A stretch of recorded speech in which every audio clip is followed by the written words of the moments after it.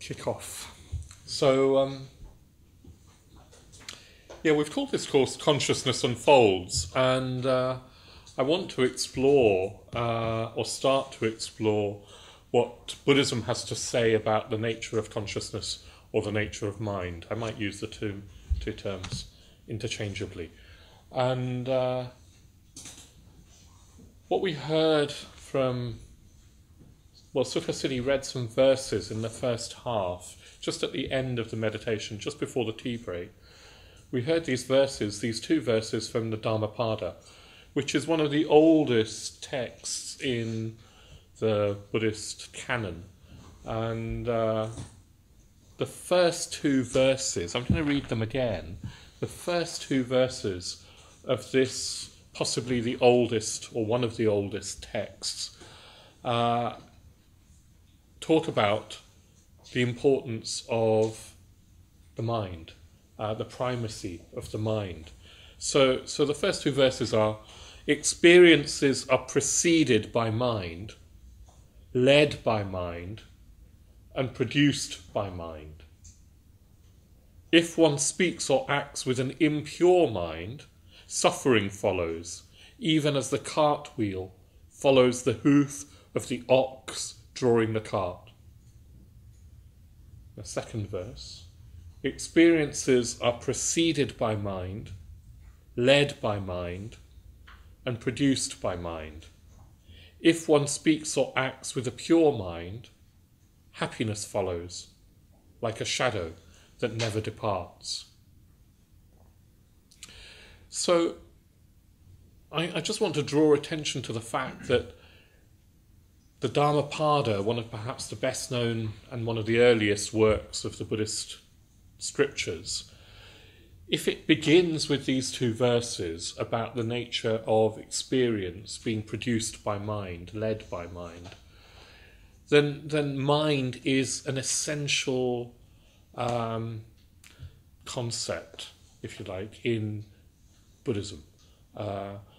In a way, you could say that the whole of the Buddhist life is about liberating the mind by, in a way, purifying it, and by understanding the delusion that limits us from experiencing mind as it really is. So consciousness or mind is given primary importance in Buddhism. Without working on our own mind, there's no spiritual development. There's no Dharma life. We could be kind and altruistic as we like. On its own, that doesn't necessarily lead to a liberated mind. Although, as the Dhammapada says, if you act with a pure mind, then it does tend to lead to a happier state of mind. And of course vice versa, and we're going to come on to that a bit later. So in this 5 weeks, I want to explore what Buddhism has to say about the nature of mind or the nature of consciousness. I'm not going to do it exhaustively.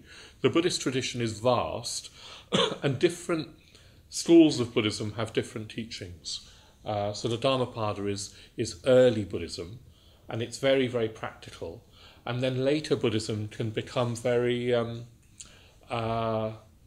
abstract, even sort of seemingly philosophical. Although actually, even the sort of very abstract models, and we might look at one or two, have a really practical purpose. They're about how do you liberate the mind? How do you gain enlightenment? How do you work with experience? But one of the problems about talking about consciousness or mind is that as soon as you talk about it, as soon as you even say the word consciousness or mind, you falsify it. As soon as you refer to it, I've turned it into an object in a world of other objects, as if consciousness were a thing, or mind were a thing, like a book is a thing. And a cushion is a thing, or whatever it is. All these objects that surround us. As soon as we label it and treat it as a noun, one can't help think it's an object in a world of other objects. But consciousness isn't like that. Consciousness isn't a thing. It's not in the same category as things. Consciousness is, you could say, it's the subjective dimension of experience. But it isn't a thing. It's what allows experience to happen, to be experienced. It's a bit like light being shone on something so that it illumines the object. The light of awareness illumines experience. It allows experience. But it itself isn't a thing. Yeah? And what's more, you can't ever sort of experience consciousness directly. You can't say, just like I can see a book, can I go inward and see my own mind? Because mind is the thing that does the seeing. And you can't turn it around to look at itself. So that would be like a knife trying to cut itself or something. You can't turn it around and experience it directly. So on the one hand, it's not a thing. On the other hand, it's not something that can be experienced directly, because it is what allows experience to happen. It's the framework within which experience takes place. It's not a thing that can become part of that framework. So in a sense, it's impossible to talk about, because all of our language, all the words we use, refer indirectly or directly to a world of things. There's nothing in the world that refers to consciousness. There's nothing that you can point to as a correlate of consciousness. So to give it a word falsifies it immediately. But nevertheless, we need to talk about it. If we're going to understand what's going on in experience, we need to talk about it. We need to talk about this phenomena that we call consciousness. So I'm going to attempt to talk about it over the next few weeks, using some traditional models, but also just talking about my own experience, and maybe we can share something of that, and you can ask questions and things. So we'll treat it a little bit like I'll pause every so often and see if you have any questions. So this week, what I want to start off with, though, is looking at a basic sort of, you could say, underlying view that Buddhism says is the nature of things.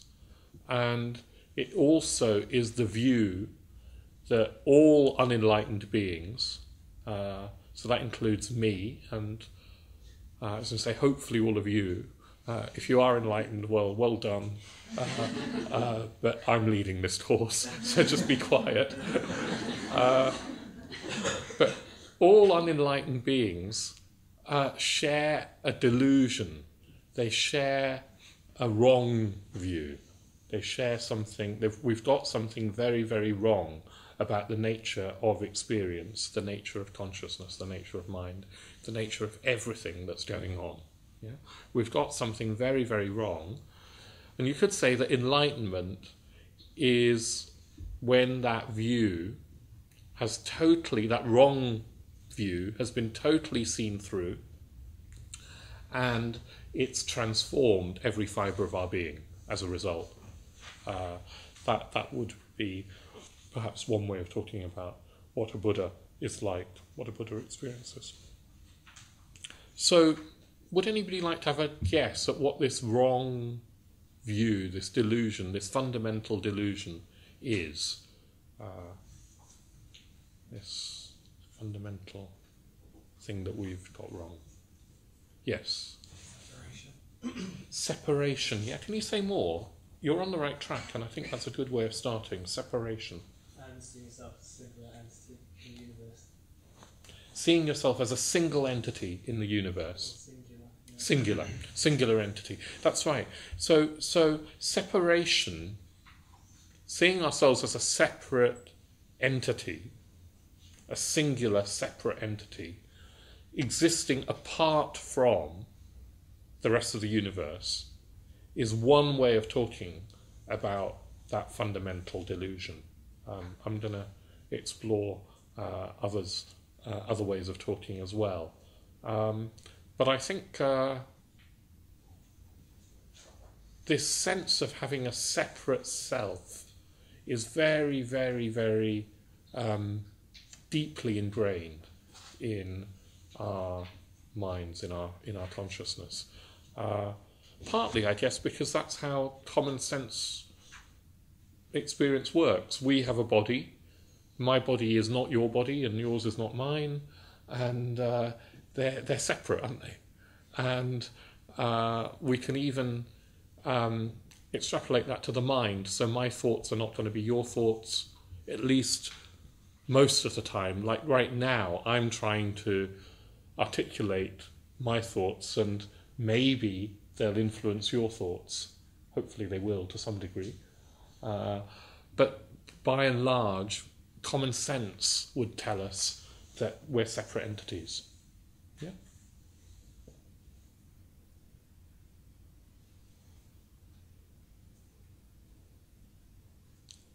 Any other ways of talking? So that's one way of talking about this wrong view. Any other ways of talking about this wrong view? Yes? Maybe an expectation of permanence, of wanting to hang on to things, feelings, people. That's right. So not only do we think that we are separate, but we assume that we'll last forever somewhere, and that also the world around us will last forever. Not at a rational level, because probably any adult, any thinking person would say, oh yeah, no, I know things don't last forever. But at a deep, sort of instinctive, emotional level, we haven't yet come to terms with the fact of change at a deep, instinctive, emotional level. And the biggest change that probably we find difficult to come to terms with is that we will die, that we're mortal, and that everything around us will, well, everyone around us will die, that every being is mortal. Yeah.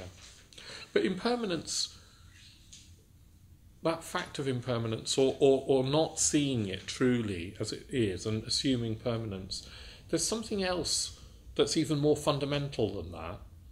And in a way it's to do with this separation.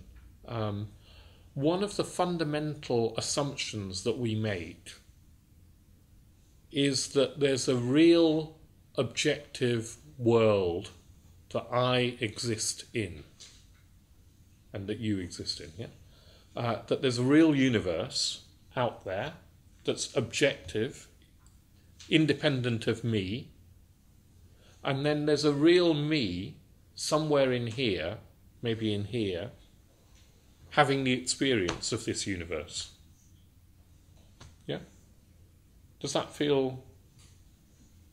Do you recognise that view? Hopefully you do, because it's so deep-seated in us. It's so basic that probably we don't even think of it as an assumption.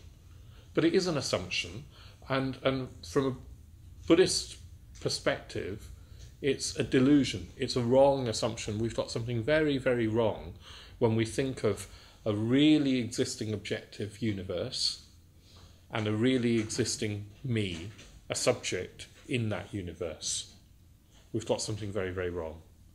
Now, one of the reasons I think that view doesn't show itself more often is that it sort of works, doesn't it? It sort of works most of the time I can live our everyday lives with this assumption of a real existing world and a really existing me and get by.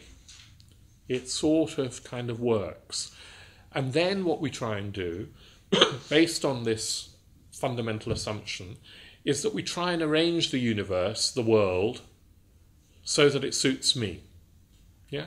So there's a real me in here, and I spend most of my life trying to arrange the world to suit me. Yeah?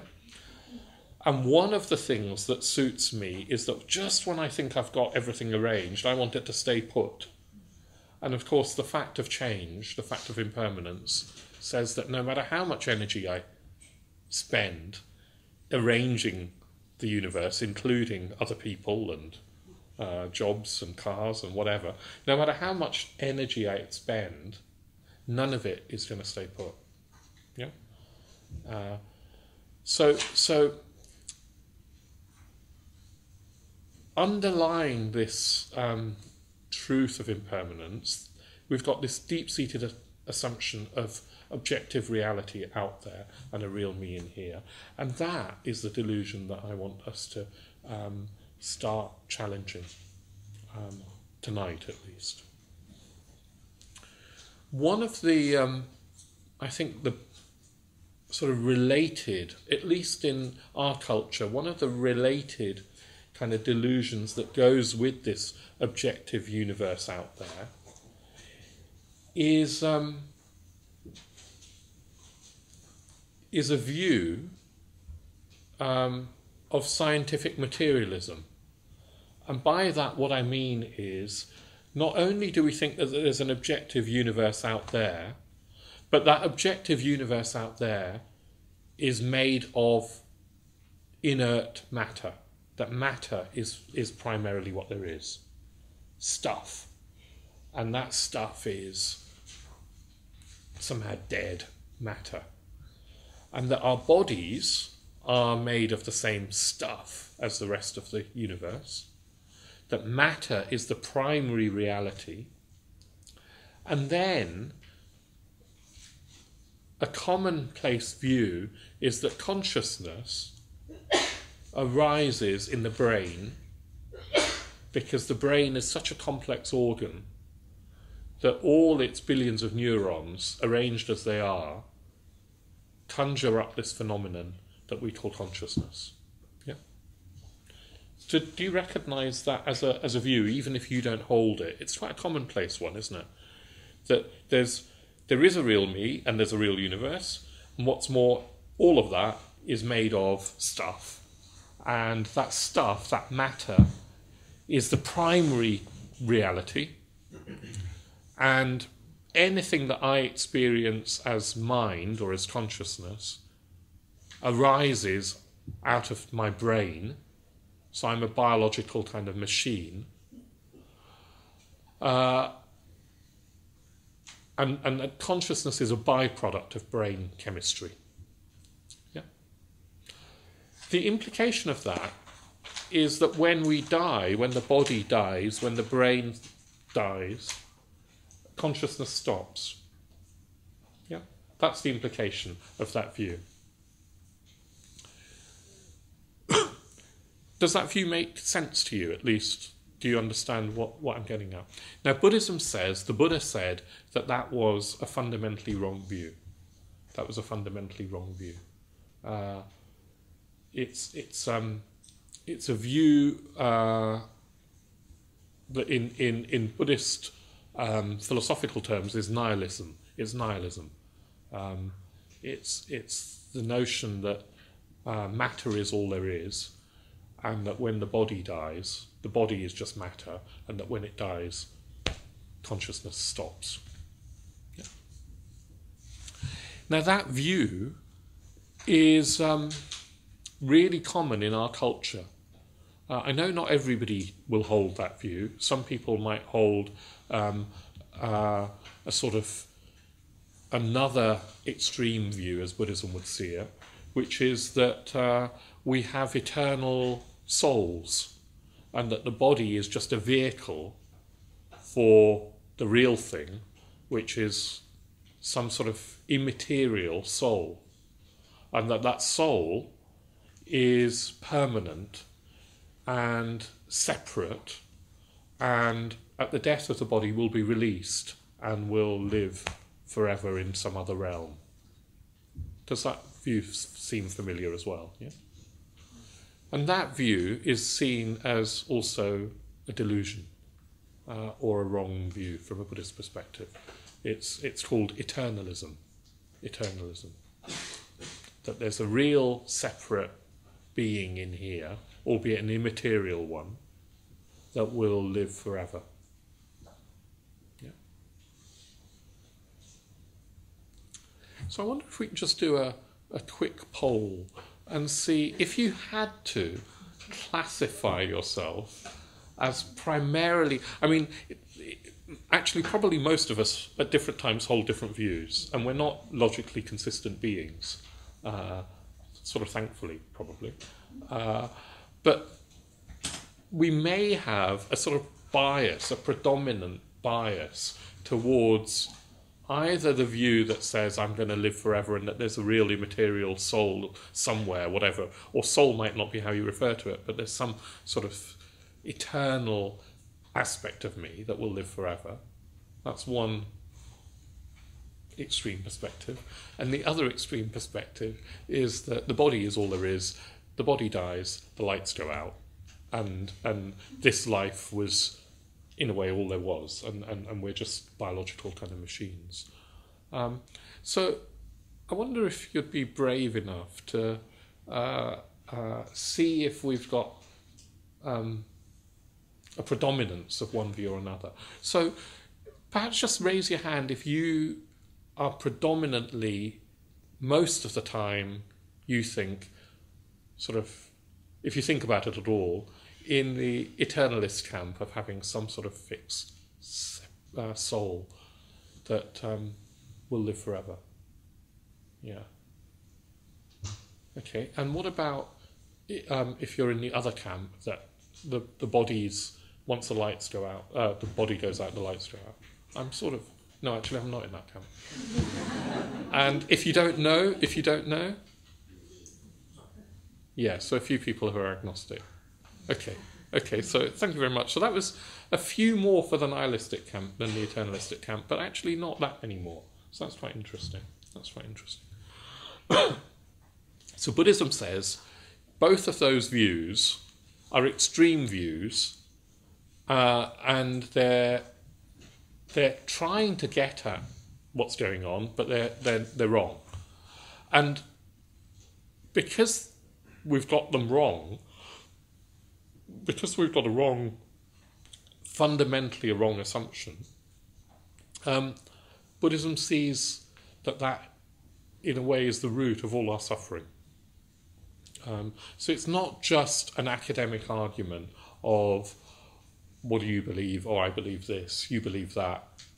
That's great, isn't it? We can live and let live. It's not like that. Buddhism says that if we get these assumptions fundamentally wrong, we cause ourselves and other people pain.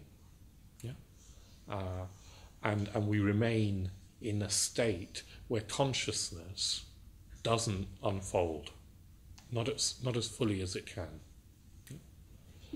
So instead, Buddhism has some other sense of what's going on.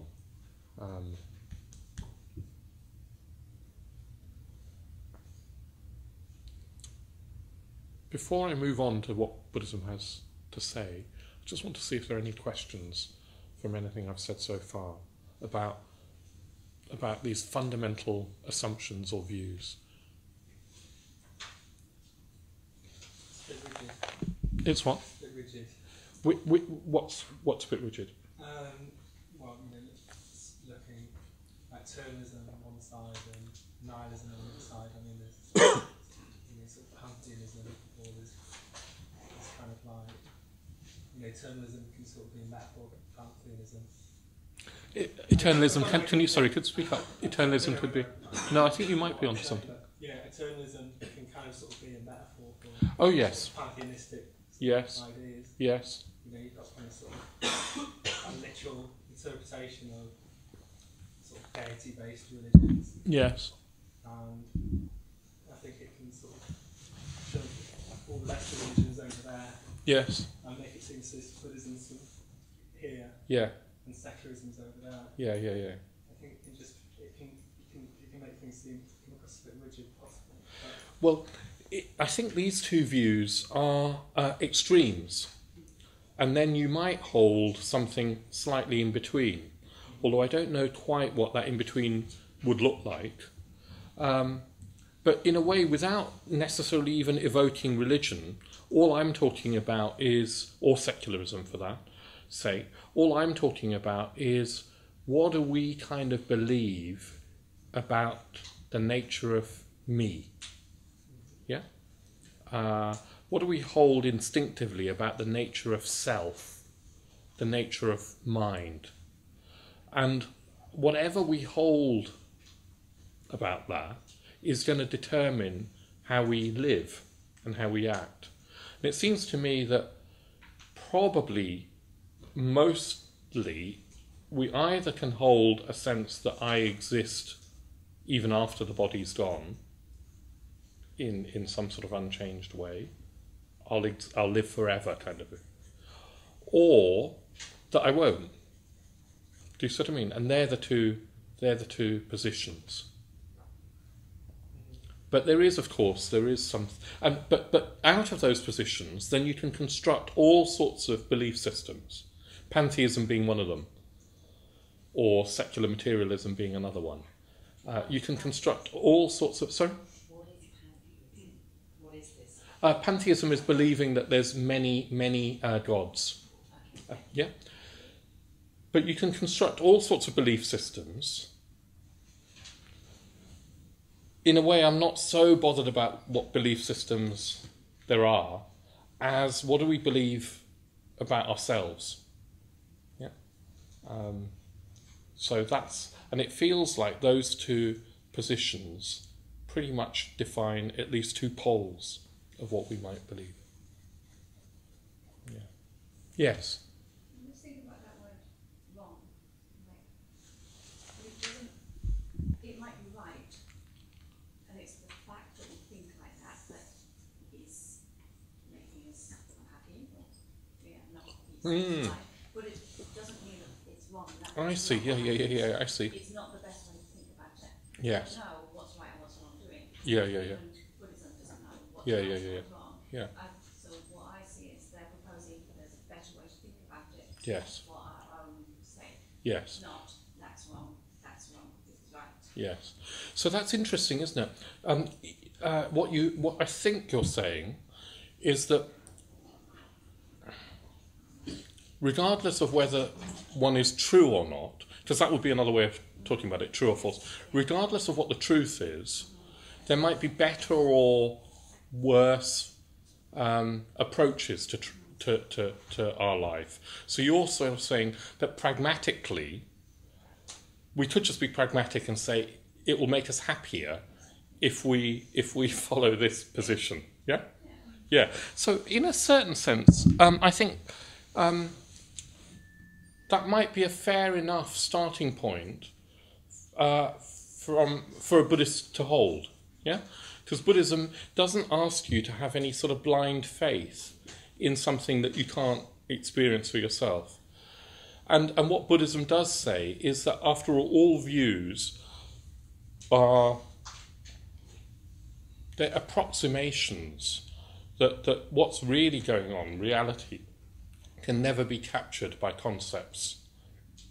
So some approximations are more helpful than others. So I think that's a sort of valid, a pragmatic perspective is a valid approach. And you could just say, okay, well, I don't know what's going on, but if I assume this assumption, it's going to lead to greater happiness than not. Yeah. So that's a good way of thinking about it. So from that perspective, if we're just going to take a pragmatic perspective for now, or you could hold a pragmatic perspective, What then you could say is that the Buddha, what he was teaching is that if you hold a view that at the death of the body, everything ends, then that won't help you live your life in a way that will lead to fulfillment. And if you hold a view that you're going to live forever in some sort of fixed state, that's not going to help you lead your life. Yeah. So that, I think, is a valid perspective to have. But what I also want to say is that the Buddha did go further, and he did say actually these were false positions, and that the reason that they lead to unhappiness is because they don't accord with the way things are.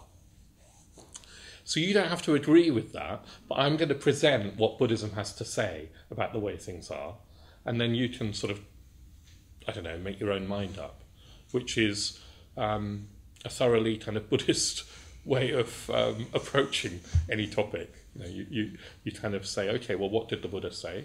Does that make sense? Do I agree or not? Etc., etc. So I'm going to present what the Buddha broadly taught, and he said that each of these is a false position on the way things are. Tom. It might be a little unhelpful to ask this so early on. Yes. But I just wondered, in these two views, and I think it's very clear which one it gravitates towards, that there are some contemporary, supposedly Buddhist writers who veer quite strongly towards scientific materialism, who talk about brain science and talk about I think it's a quote from Stephen Batchelor who says, if you're curious about the nature of mind, well, maybe speak to a neuroscientist. Or, I mean, that's a bit crude, but basically indicating that these other ways of understanding mind have got an important truth to it. And I just wondered if you had any early reflections on what are they up to? Where does that fit in this? I guess I can't comment on, I don't know what their position is necessarily or why they're holding that. All I know is that wouldn't be the tradition. That wouldn't be the Buddhist tradition. It wouldn't, the Buddhist tradition wouldn't ever say that at the death of the body there's no continuation of consciousness, or that consciousness is merely a phenomenon of the brain. That's not the fire alarm, that's a burglar, so you can all relax.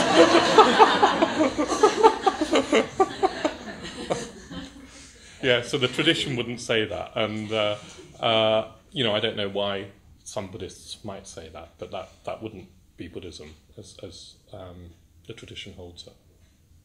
Yeah. Is this kind of, maybe you're going to go on and say sort of a grammar or a language thing, so that thinking of impermanence, you think more of a kind of process. Yeah. And this is like binary code. It is, yeah, it is. And long time ago, what I've forgotten about, but when I did ancient Greek, when I was at school, they have lots of words which are becoming words. Oh, which yes. Are like, senescence and adolescence. Yes. Which hint that we're moving. There's always a process. Yeah. I think that's right. I think our language can tend to binaries, is and is not, or exists and doesn't exist. And in a way, that doesn't help. That doesn't help us think about these things. But I'll maybe come on to language later on, but one of the things that I would say is that these assumptions that I'm talking about, I think, are pre-verbal. I I think we're very, very, very instinctively conditioned to think of ourselves as an entity, as you were saying, a separate entity in an objective universe. Yeah, that to me seems pre-verbal, and then this instinct about this sort of sense of whether we identify with the body or whether we think that there's something else is maybe an acquired thing on top of that. But even that can go very, very deep. Yeah.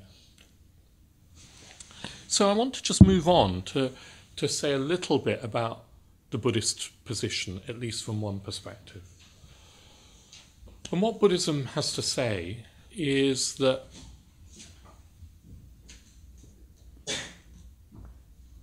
well, in a way, we've just touched on it, that there are no fixed entities at all. There are no fixed entities either out there or in here. There's nothing fixed and separate. Well, I've brought in another concept there. Nothing is either fixed nor completely separate in a way that we might sort of commonsensically believe. So we're not a fixed and separate entity, and neither is anything in the universe out there.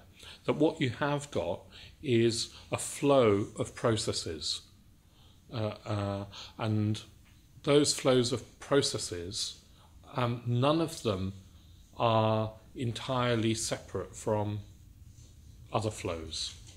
There's no complete separation.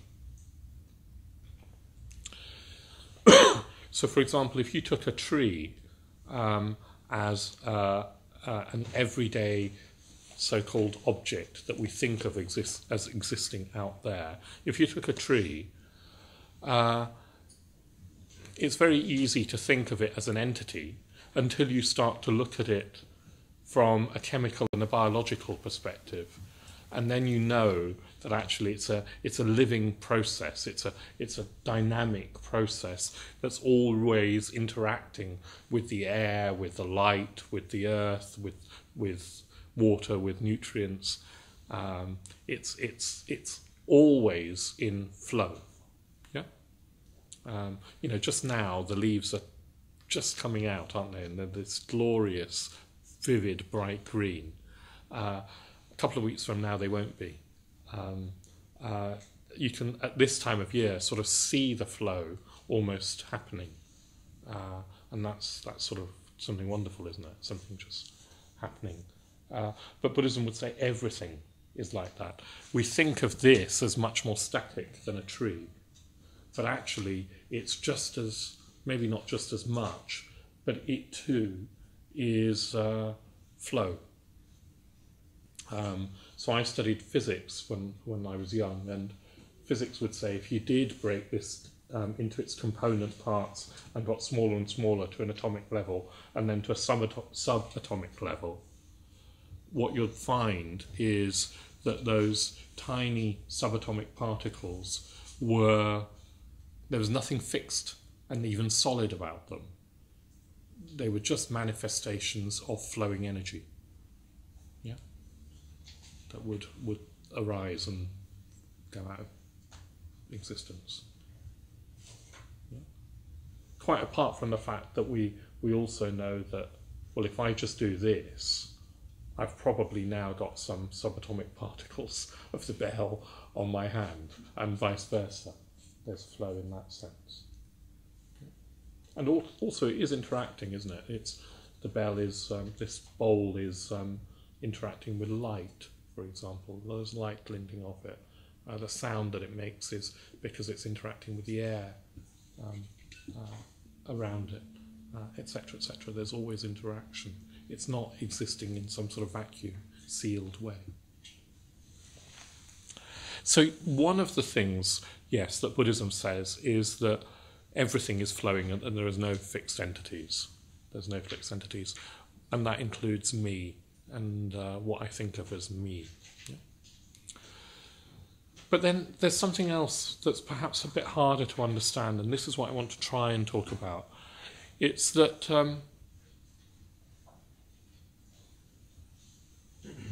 Buddhism says that this world that we sort of experience as existing out there doesn't really exist out there. That the world is mind created, or at least our experience of the world is mind created. Experiences are produced by mind. So we think of everything in the universe existing, apart from me, as objectively out there, independently of me. But what Buddhism says is no, each of us is creating this world of experience. So that's a bit harder to start to explore, but I'm going to give it a go. So I'm going to see if I can hold up this lily. Try not to get pollen everywhere. So you've got a flower here, a lily. Rather sort of lovely thing. And what colours do you see in this? There's more than one colour, isn't there? What colours do you see? Green, white, orange, red, yeah, possibly. Green. Sorry? Green. Cream, yeah. Yellow, yeah. So if you just take a leaf there, it's predominantly green, isn't it? It's predominantly green. So that, from a common sense perspective, is sort of, that's all you need to say. You could, if you wanted to leave it there and you wanted to describe its colour, you could say the leaf is green. But then, if you think about it a bit more closely, when you see a colour green, what's actually going on? What's going on? Light is reflecting off of the object and we're perceiving it to be green. Yeah, light is reflecting off the object and we're perceiving it to be green. And that act of perception, we kind of know, is quite complicated. So light is entering into our eyes, and at the back of the eyes, in the retina, it's going to strike some light cones, which will then sort of fire off signals to the brain. And in the brain, in the actual sort of skull, no actual light has entered. In the brain, there's just these electrochemical signals, and the brain will interpret some of those signals as sensation of green. Yeah?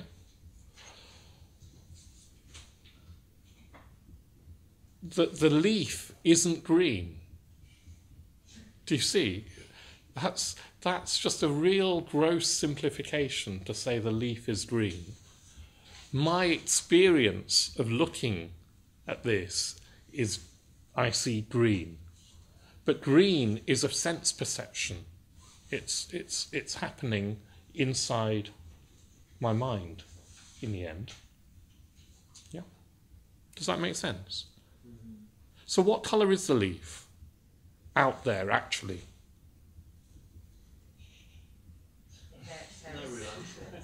Does it have no colour? Well, indeed, even the notion of colour is a mind-made thing, isn't it? So if you, I don't know, if we dim the lights, exactly. So if we dim the lights, you wouldn't see it as green. If we shone a different light on it, it wouldn't necessarily appear as green. When you go out in the streets and there's neon lighting in the dark, all the colours are bleached, aren't they? And they appear quite different to in daylight. So to say that there's an actual green leaf is a gross simplification of what's going on. Green is an experience in the mind. And yes, something of this leaf is producing that experience, but it's not like the colour is inherent in the thing. Colour doesn't exist as a thing like that. Yeah. But what about something like a hurricane? No, let's stick with the leaf, because I've got more to say. I've got more to say. Let's stick with the leaf. So the thing I've just talked about the sense of colour, which is a sense of that arises through the eyes. It's a phenomenon, an experience that arises through the eyes. But if you take your other senses, taste and touch, well, let's take touch. So, I can now touch this, and it feels it feels thin but solid, waxy, smooth, slightly rougher on the underside. But there's definitely a sensation between my fingers. Apart from when I think about it more deeply, again, that sensation of touch is nerve endings transmitting signals to the brain, and mind or consciousness or awareness having an experience that we call touch. You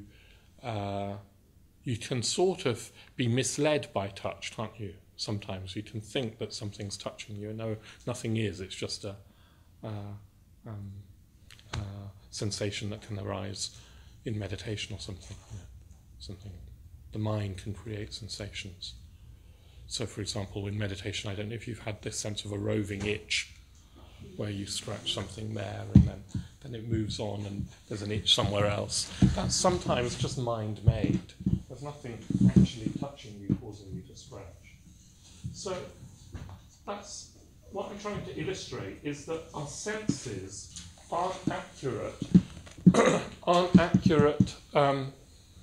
guides to what's out there. Yeah?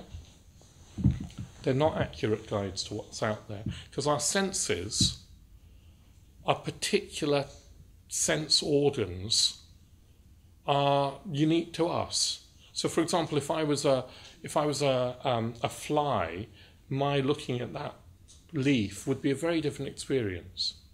Yeah. So, human beings have particular types of senses, and we experience the world as we do. If your eyes and my eyes could see into the infrared wavelength of light, we would probably see a huge sort of moving aura around the candle of red light. Yeah, but we can't see it. But that doesn't mean that it's no more there or no less there. Do you see what I mean? So our senses aren't reliable guides. So then what Buddhism says is that we can't really know through the senses or through concepts what's really going on out there. What's really there, we can't know through the senses or through our concepts. And Buddhism remains agnostic about what's out there. Yeah? It says, look, maybe there's something out there, but it remains completely agnostic about whether there is an out there or not. It just says we have experience. Yeah? So it undermines, just what I've said, starts to undermine this notion that there's an objectively existing world out there. Yeah? Are you with me so far? That's fairly straightforward, isn't it, to deal with the senses? Sort of fairly straightforward. I just want to drop in another couple of things, but I'm not going to have too much time to explore them. We might have to come back next week. One thing that I want to drop in is that not only does colour and sound and touch and taste and smell not exist out there, at least not completely independently of us, but what Buddhism or later Buddhism starts to say, or does say, is that space and time this sort of framework within which experience happens, are also mind-made. Yeah, that space and time are also mind-made. So not only do objects not exist as we think they do, but this whole framework of experience is a function of consciousness. I'm not going to go into that. I don't even know what that really means, apart from to say that from a Buddhist perspective, out there starts to lose all meaning. A thing that I can touch on a little bit that helps me at least understand or come to terms with some of this is modern physics. And quantum physics particularly starts to at least question whether there's an objective reality out there. Yeah? In quantum physics you get these weird behaviours, don't you? You've heard of waves and particles. Have you heard of the wave-particle duality, of where an object can be both a wave and a particle? A particle can be a wave sometimes, and as a wave it sort of spreads out and flows, but it can also appear as a particle sometimes and then be in one place and behave like a solid object or a concentration of energy. And what quantum physics sort of shows is that whether an object like an electron manifests as a wave or a particle depends on the observer. Yeah? It depends on what you or I look for. If we're looking for a wave, we'll see a wave. If we're looking for a particle, it'll manifest as a particle. And the interpretation, or one interpretation of what's going on, is that when we're not looking, it's neither a wave nor a particle. Yeah? That it exists, if it exists at all, as potential wave, potential particle. But it only it doesn't even exist. It doesn't manifest until we look. It's just potentiality until we look. So that's really weird, isn't it?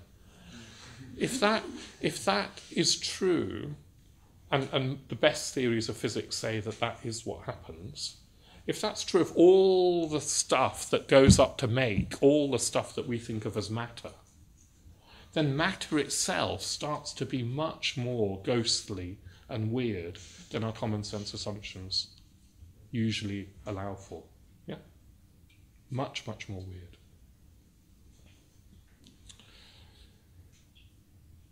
So, what I'm trying to do is undermine or ask you to at least question common sense. A common sense view that there's an objective real universe out there and the real me in here. Undermine this notion that there are fixed entities at all. Undermine this notion that our senses tell us what the world is really like, because our senses can't really tell us what the world is like, and start to possibly explore that mind might make the world as we experience it, that consciousness really does shape, colour, give birth to experience. Yeah? It's not just some passive observer, it's a participatory thing that's going on. And if that's true, and Buddhism would say it is, modern physics would say something like that, and common sense, even if you think about it, starts to say, oh yes, there's something like that going on. If that's true, then working with our minds really could transform the whole world, our world. Working with consciousness is the thing, the primary thing that there is. possibly. And certainly Buddhism says, from a pragmatic perspective, even if you think I've just talked a load of baloney, from a pragmatic perspective, working with our minds will lead to greater fulfillment. So just going to pause and see if there are any final questions. Yeah. You talk about consciousness and the mind producing our experiences. Yes. Two questions really. What type of consciousness does it have to be? Human consciousness, animal consciousness, any living consciousness? And the second question was, what if two minds, assuming they're separate, two people, have different perceptions? How does that resolve in creating sort of shared reality? So I'm going to answer the first one quite quickly, and the second one I may not have time to, conveniently. The first one, Buddhism would say that human consciousness is only one type of consciousness, that animal consciousness is a different type of consciousness, and that actually what Buddhism would go further and say is that there is no inanimate matter at all. Everything at some level or other is conscious. Yeah? That the world is consciousness. Everything is consciousness. Matter is just a sort of solidification of it's the external dimension of consciousness. Yeah? So everything is alive, albeit hopefully the glass isn't as conscious as I am. Hopefully I'm more conscious than the glass is. Yeah. So there are sort of perhaps grades of consciousness. Yeah. In terms of the shared reality, maybe it's to do with the fact that we all have the same sort of sense apparatus and the same brain chemistry, and so we will experience broadly things in a similar kind of way. But of course, if somebody was colourblind, that green might appear very different to them. And if you were a bat, if there was a bat in the room, a bat would be navigating through sound. It would be seeing through sound. And a bat's world would be a very different world to a human's world. Yeah. So it wouldn't, therefore, there'd be some overlap, but it's not completely a shared reality. So maybe we share a reality because of our senses and our common apparatus, as it were. What happens if there's a conflict in realities, two people's minds? I mean, what resolves the wave functions or something like that? I mean, I'm not going to answer that because I think there partly we're not going to have time. So maybe ask that next week. There is something really weird going on about if mind makes the world, how come we are in this shared world and that we can all agree about where the door is or something like that. Yeah. So there's something weird about that, and I'm not sure I kind of know, but we could try and explore it a little bit next week.